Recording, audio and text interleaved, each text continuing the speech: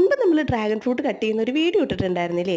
അന്ന് കട്ട് ചെയ്തതിന് ശേഷം കുറച്ച് ബാക്കി വന്നിട്ടുണ്ടായിരുന്നു. അത് ഞാൻ എടുത്ത് വെച്ച് പിറ്റേ ദിവസം ജ്യൂസാക്കി കുടിച്ചുകൊണ്ടിരിക്കുകയായിരുന്നു ട്ടോ.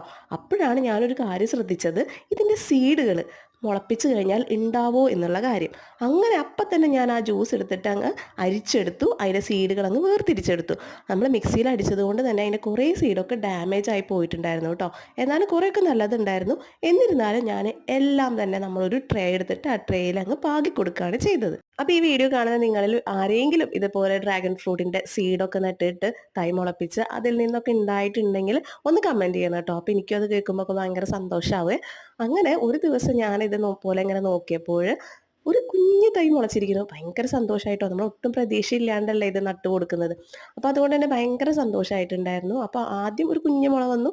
പിന്നെ അവിടെ ഇവിടെയൊക്കെ ആയിട്ട് തൈകൾ മുളച്ച് കിട്ടി. അങ്ങനെ നമുക്കൊരു 10 തൈകൾ മുളച്ച് കിട്ടി കേട്ടോ. വളരെ സന്തോഷമായി.